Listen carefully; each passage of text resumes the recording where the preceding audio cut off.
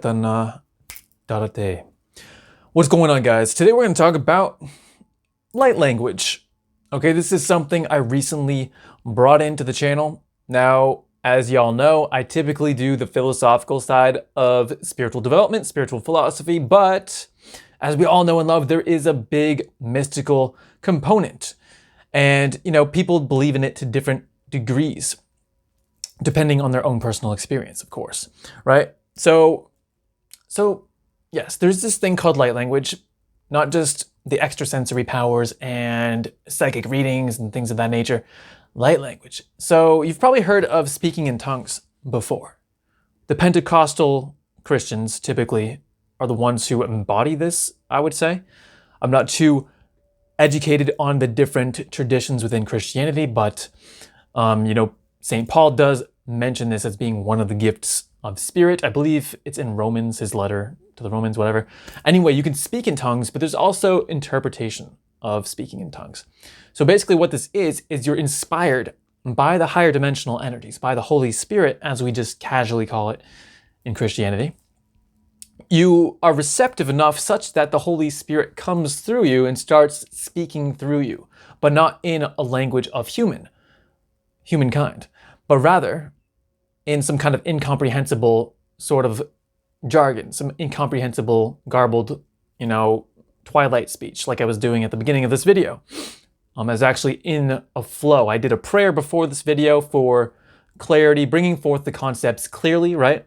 And so light language has become a big part of my life lately. And so when I make invocations like that, typically it'll just start of its own accord. The higher dimensional beings, which I'm just going to assume that all of y'all watching are down with the idea of that being a real thing. At this point, for the sake of time, they'll work through me the same way they do with psychics and channelers, right? To kind of crystallize the energies of that through the spoken word, through movement. Okay, so there's different components to light language and just speaking in tongues. There's the speech aspect, there's also movement. Like I said, if you watch my other videos, you'll see that I do mudras, right? These are called seals. That's what that means in English. It's a Sanskrit word, seals. This is a Hindu thing. We meditate with mudras, different hand signs, right? Like in Naruto, okay? You can do together or separate. These are showing the prana in the body how to move itself. These are microcosms of the macrocosm of the body, right? So when we influence the position of the hands or even, normal full body asanas or even do like reflexology in the feet, right? They're microcosms of what we want the full body's energy to embody. So naturally, when we bring forth higher dimensional energies, channel that through the body, it makes sense for the hands and the arms to move in specific ways that reflect that, okay? So the speech and the movement are reflecting the nature of the higher dimensional energies. And yes, I'm sorry, these are shaking. We're gonna take those off right now. No more heart chakra for me, I'm sorry. I've got enough of that. I've had enough heart chakra, anahata. I've got a great explanation about that in my recent video on, the chakras. So they reflect that. Yes? So why does that matter? What is it accomplishing? This is the recent question I had on my channel. Why do we care about this? And why does that matter? So now we can teach people through spoken word. Yes, as humans, we can target the intellect. We can make things rational and reasonable. We can get people to say, oh yeah, I'm on board with that. That makes sense. The thing he just said, that changed my life, actually. That bit of advice, my brain cognized it. It sees it as rational, as effective, as useful, and now it's going to change how I live my life, okay, right? That's the normal method of instruction and teaching. Now, y'all New Age folk, us modern spiritualists, right?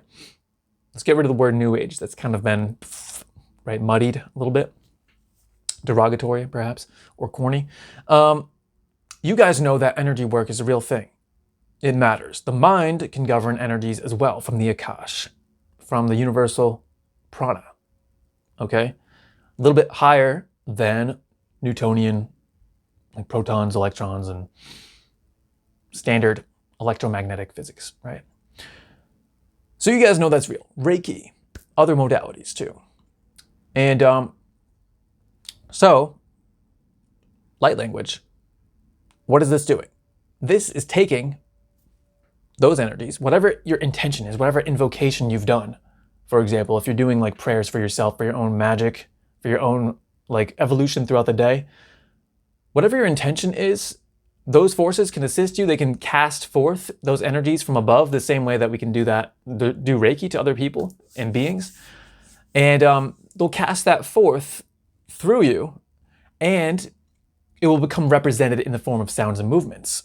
And this is kind of creating, like I said, a physical linkage, a physical channeling of those energies so that they move from just kind of being vague astral energies and into actuality, okay? This is the same premise as magic. If y'all do ceremonial magic, we're working with external appurtenances, external supplies that represent specific energies or archetypes, if you will, that are supposed to enhance our intention. That's the whole point of it. We're linking our intention to an external physicalized mandala, right? An altar, an arrangement of symbols.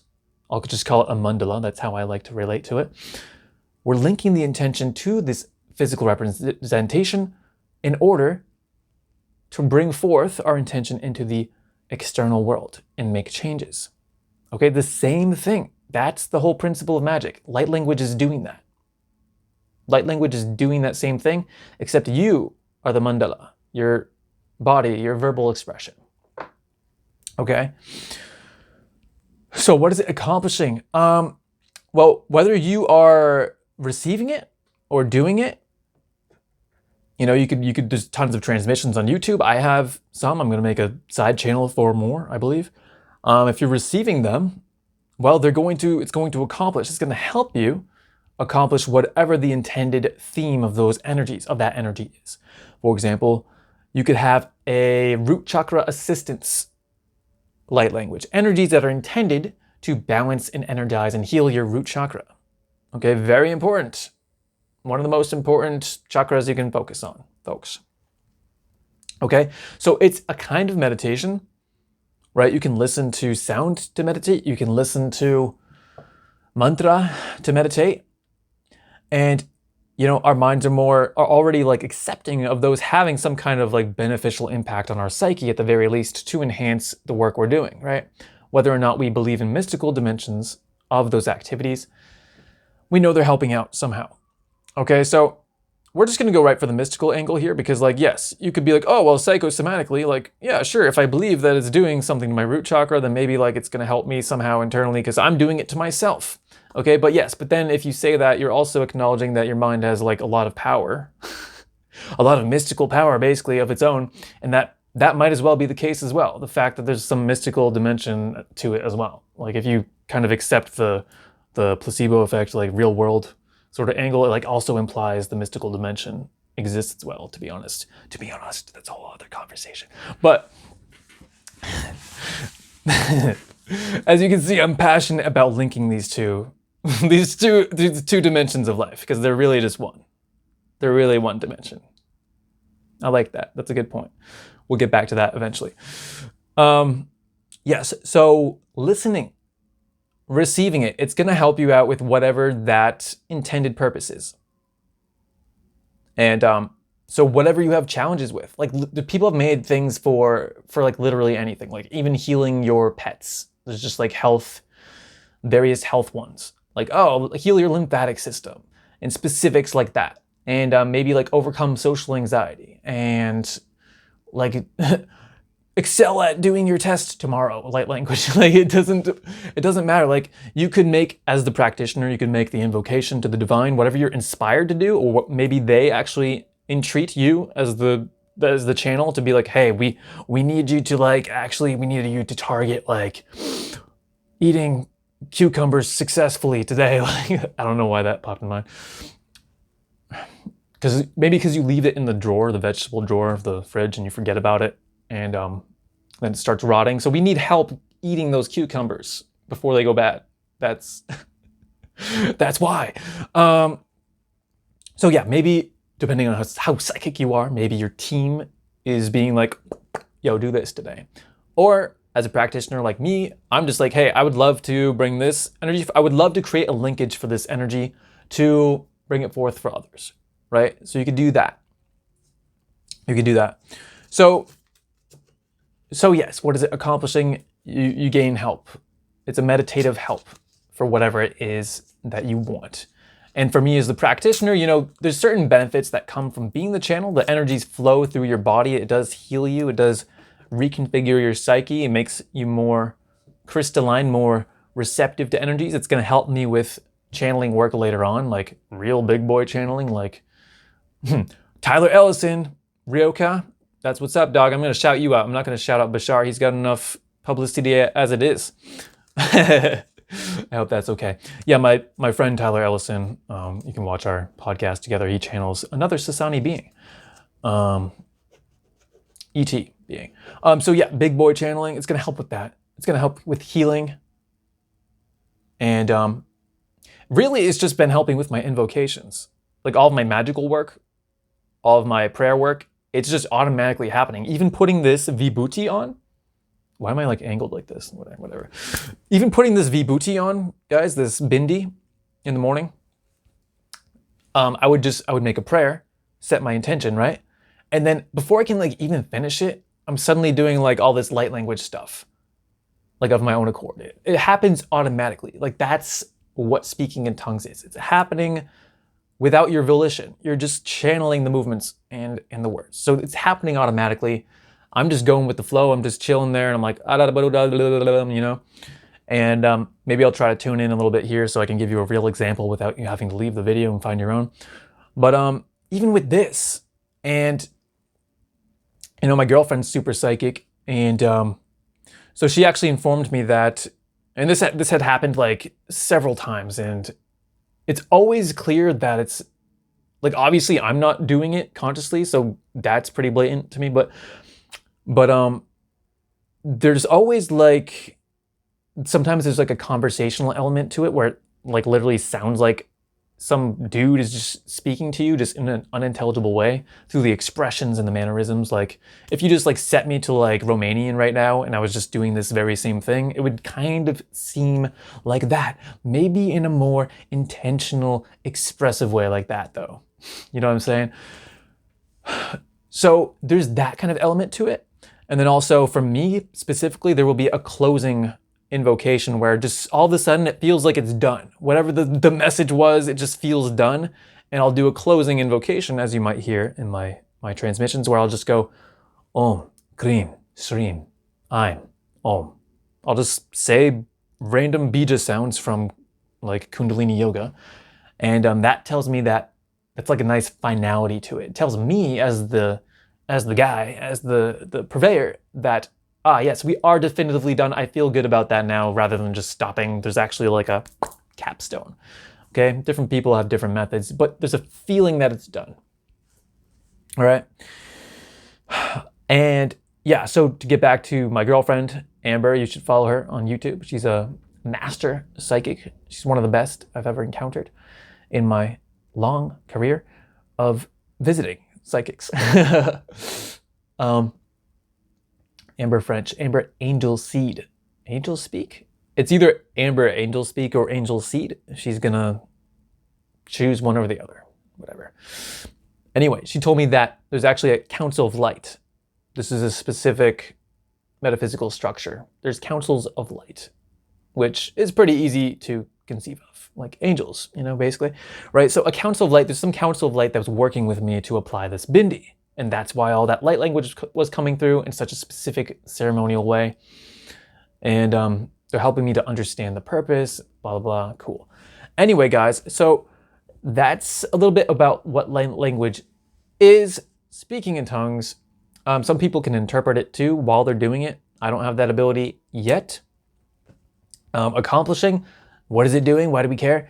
It's a meditation, but it's helping you in a way that's bypassing your intellectual capability if there's an understanding that needs to happen, but also your energetic capabilities. There's an energetic component to it, like Reiki, that's acting upon your subtle body, your causal body, your subconscious, okay? And it's gonna bring forth changes over time, not necessarily during that session, but like, you know, a slow tide of effects. Okay, there's a lot actually I could get into from there, to be honest.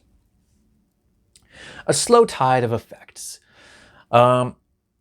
And for some of y'all who are already down with the program, if you do a lot of transmissions in the same day, receiving, you'll probably feel ill later on.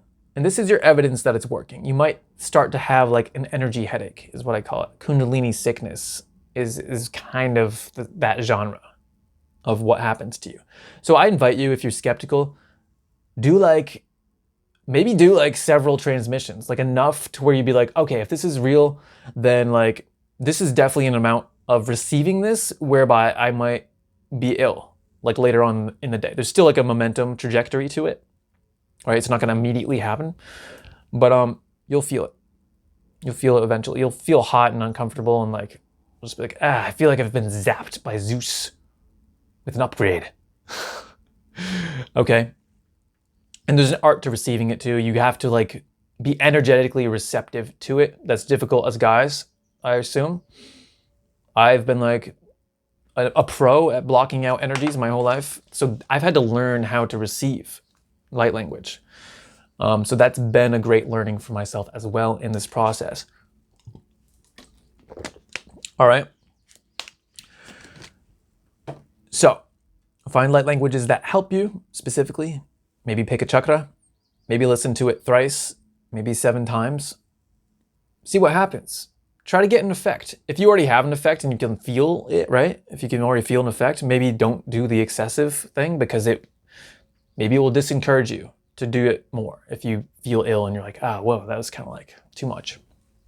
But again, at the same time, it can also show you that it is doing something, all right? But also just observe.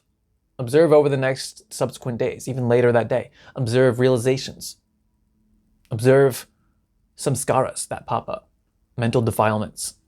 They're probably related to the clearing, the same way that Reiki does. It's clearing all the BS in your psyche, in your subconscious. Okay? So I think we'll leave it at that. Yeah, so that is answering somebody's question who just asked on my last video. Like, what is the point of this? What do I believe this is accomplishing? It can accomplish anything you want, really.